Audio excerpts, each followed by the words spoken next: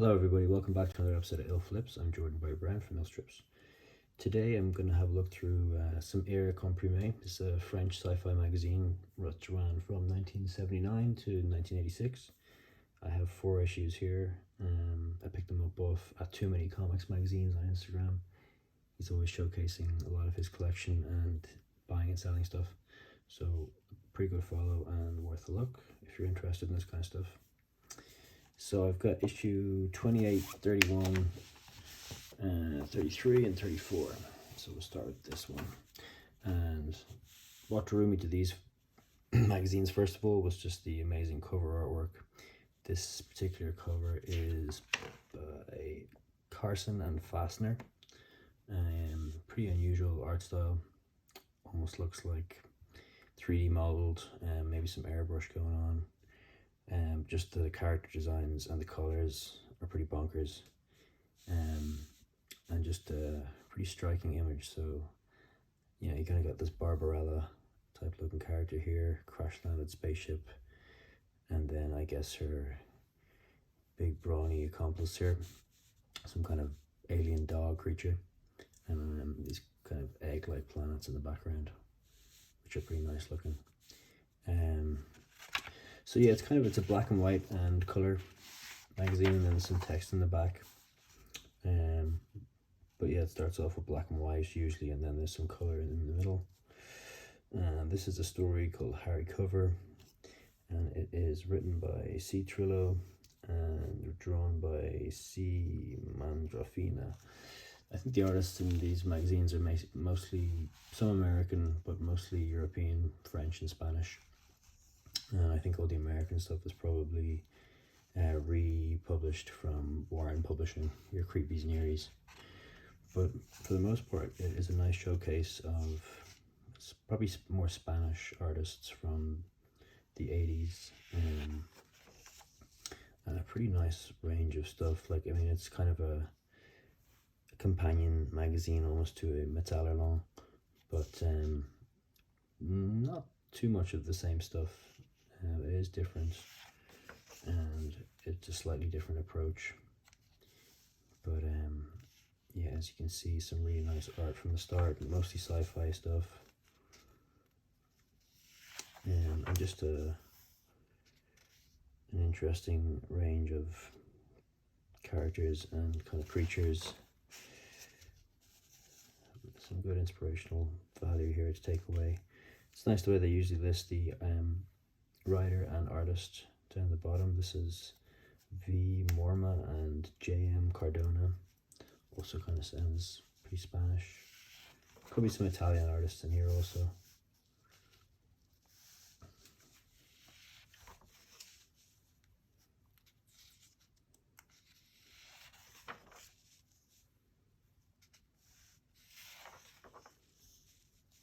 And then this was another highlight for me looking through these, was Alfonso Aspiri, who is a Spanish artist, but he's his stuff is amazing. Just amazing use of color and creature designs, character designs, atmosphere.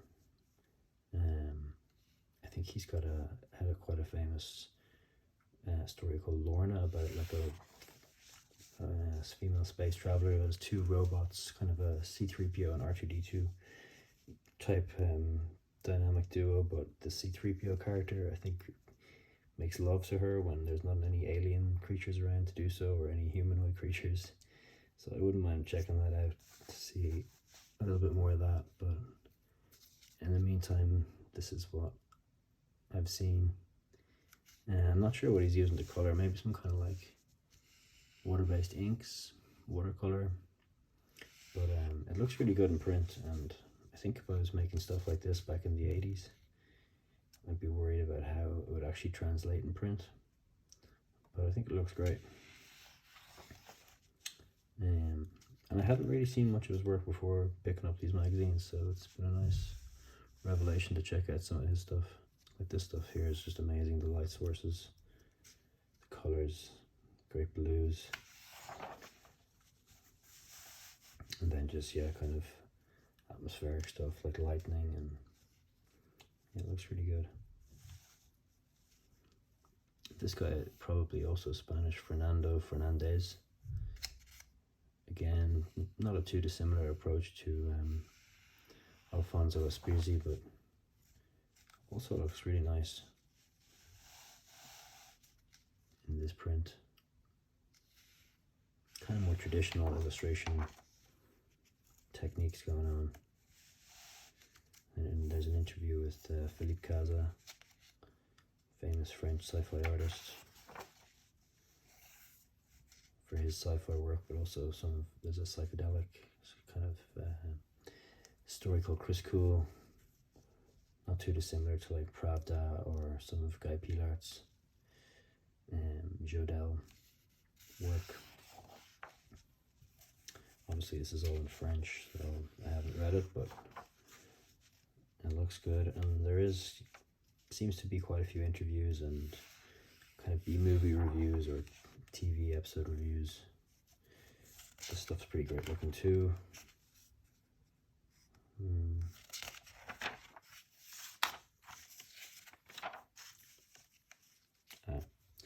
Juan Jimenez and E. Bacalar or Balsars. Sorry, I'm struggling with some of these. I suppose this is probably Spanish artists again. If you have any more information about these artists or these magazines, feel free to leave some stuff in the comments. I'd certainly like to track down a few more of them, because from what I've seen so far, it's all good stuff. And as I said, it's just a nice mix of like black and white art and also some really great color stuff. This is great. This H. Atluna or Altuna, these black backgrounds really popping with the white and black artwork, kind of giving it this like noir feel. It's all pretty solid.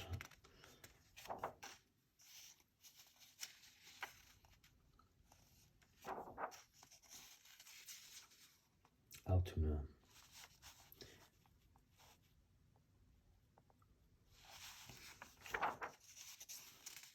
And yep, then there's just a little bit of text in the back and kind of a checklist. This is number 28, so just giving you a bit of a black and white preview of what's come before.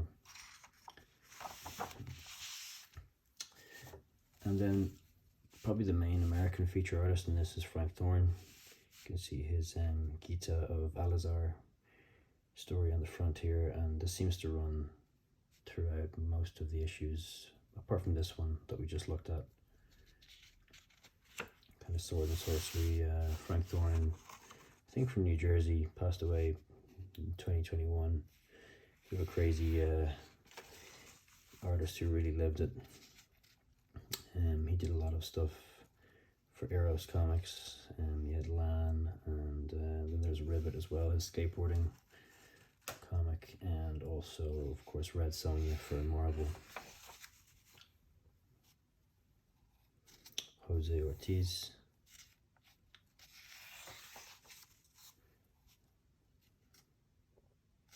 Seems to be some sort of War of the Worlds type scenario.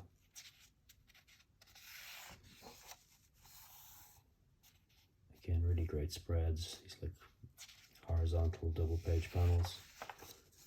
Pretty interesting. And a great way of depicting the battle scene. Getting that real wide angle on 3 pages. It's a cool technique. So you can learn a lot from, if you're making comics yourself, you can really learn a lot from these 70s and 80s artists and writers. This guy Rafa kind of reminds me a bit of Mobius's Airtight Garage, just the sparseness of black.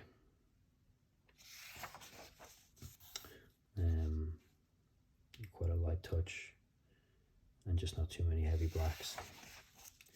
Also looks good. Great light drapery here on this little character. Nice silhouettes.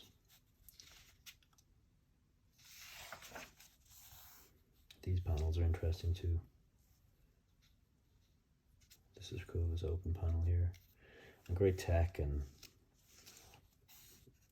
line work throughout this story.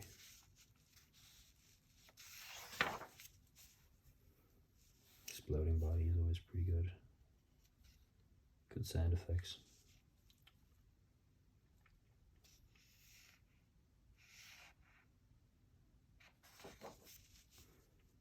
This guy's fantastic also. R. Martin. Kind of reminds me of Richard Corbin. Just with the kind of modeling on these faces and the colors. That looks very Corbin here. But still very much his own style. These ape creatures as well are very Corbin-esque. But amazing color. Again, just the pinks, magentas, orange. Really nicely done and looking good in print. Again, I'd say this is a mix of maybe airbrush and some kind of inks. Just the atmosphere he's able to create, probably done with airbrush. Yeah. Of the two, I would say R. Martin.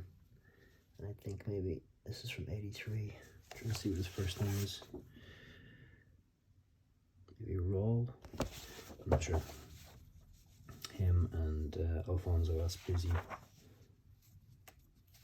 are my two favorites from flipping through these. Not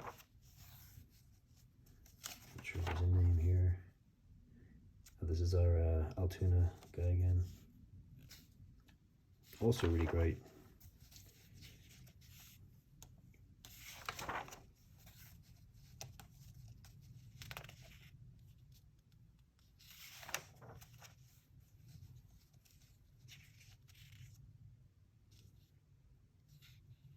Nice colors again, and these kind of colors pop up a lot in European bande dessinée comics from this era, and it definitely has some sort of dye. Those kind of like yellowy orange colors and purpley magenta colors, washy application. And then here's Gita de Salazar. A little bit of Frank thru in here. You can see, I think this is probably him here. I'm not sure if that's him.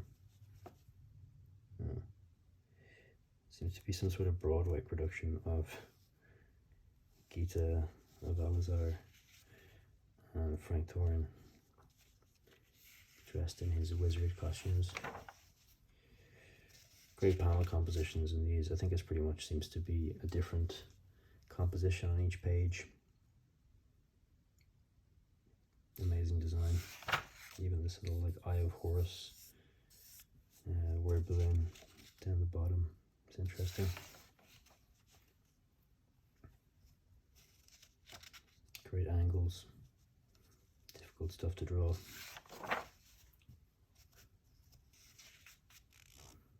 Just so you know, it's a Frank Thorin comic.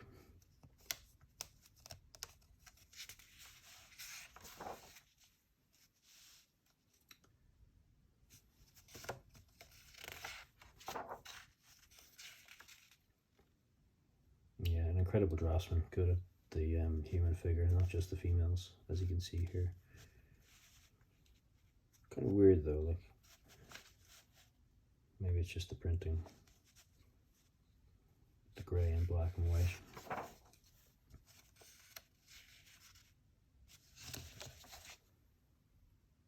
Screen tones.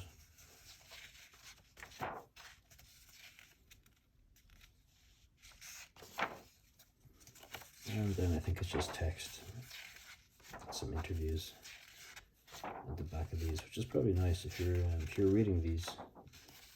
Some of the stuff in here does sound interesting.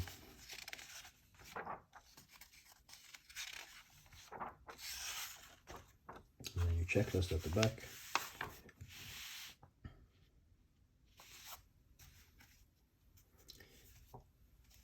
Initially, this was the cover, I think, that drew me into picking up these Ere Comprimée from the start. This is Luis Royo, and they're amazing. I mean, this is a really striking image. I'm not sure if they belong to a story or something else, but it almost looks like I don't know, the cover to some video game from the 1980s or something, but it's a great image, and it would be cool if there was a comic book about these characters. I love the designs on the helmets, and yeah, there's just a lot of personality and great color going on. And he's done a couple of these covers for Ere Comprimée and also Kirk magazine, which is maybe sort of a Spanish equivalent of this publication. This is Rafa again.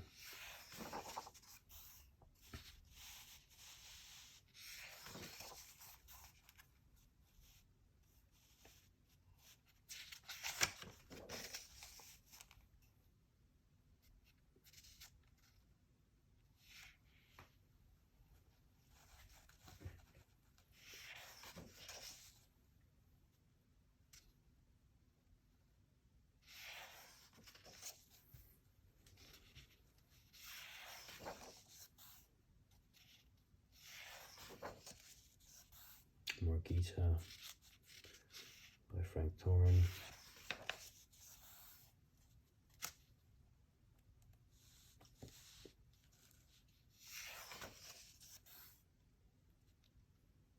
Great hands.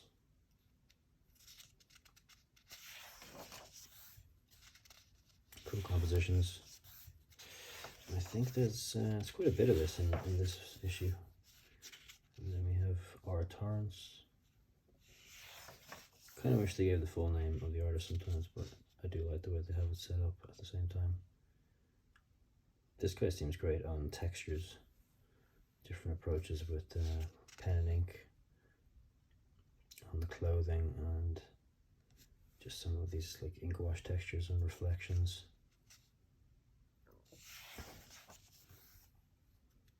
I think this is R. Martin again.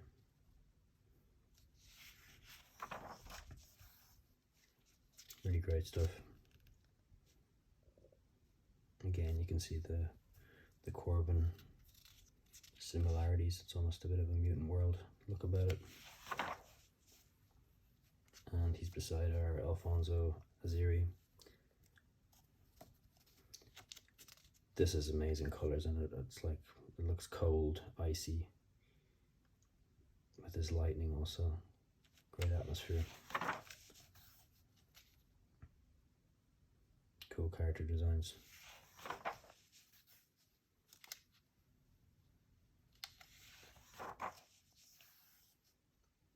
Amazing use of light on these sort of chambers.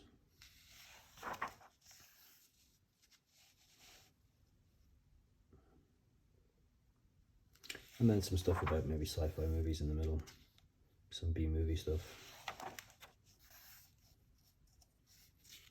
Altoona again. Kind of like the way they're set up with the black backgrounds bordered. Really makes them their own piece.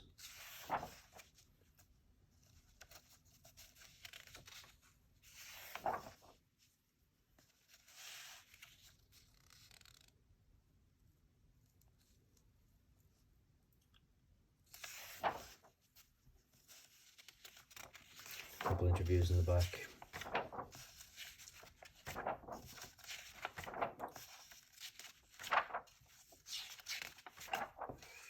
And that is about it. There's just one more of these. The cover by Pellaire, 1985. As I said, the magazine finished in 1986. This issue seems to have all the text at the front rather than the back. So that'd be another change. And then this guy again, this kind of big-headed character, cartoons, Prado.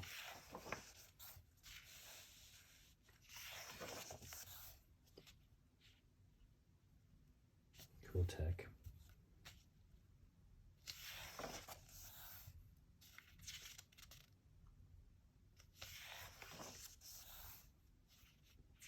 Yeah, just overall a great range of art and line work, and a lot to learn if you're making sci-fi comics. This guy's got a bit of a Love and Rockets, Jaime Hernandez feel with these little devil horns.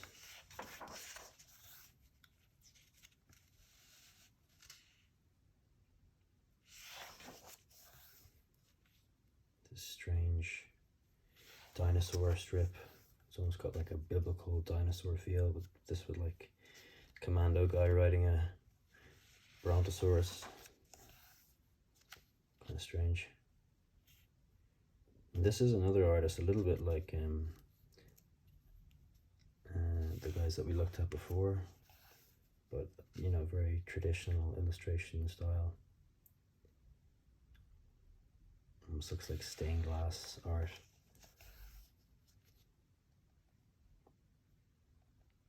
Amazing color.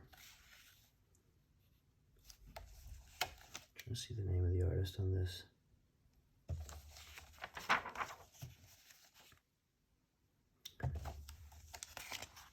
Can't really make it out. Just a signature.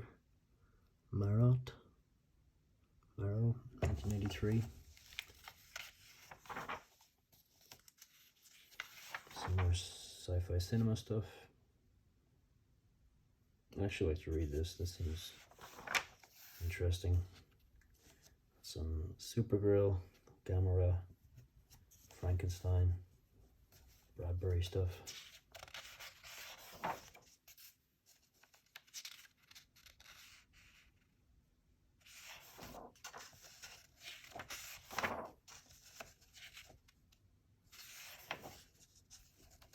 It's all good.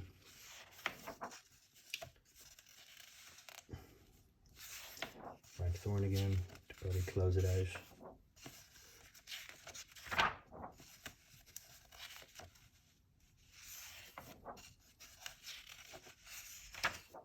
Sorry if there's a little bit of shadow in this video. I usually record these during the day. I'm recording at night right now, so probably fucked that up a little bit, but still learning to get some better light sources. This is weird. It's kind of singled out, enclosed boob.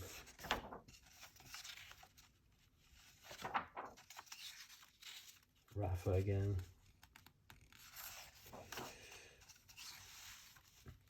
Kind of a little Cthulhu creature. And yeah, so that's a flip through 4 issues of Ere Comprimée. Wouldn't mind getting my hands on a few more of these. Hope you enjoyed the video, and I'll catch you in the next one.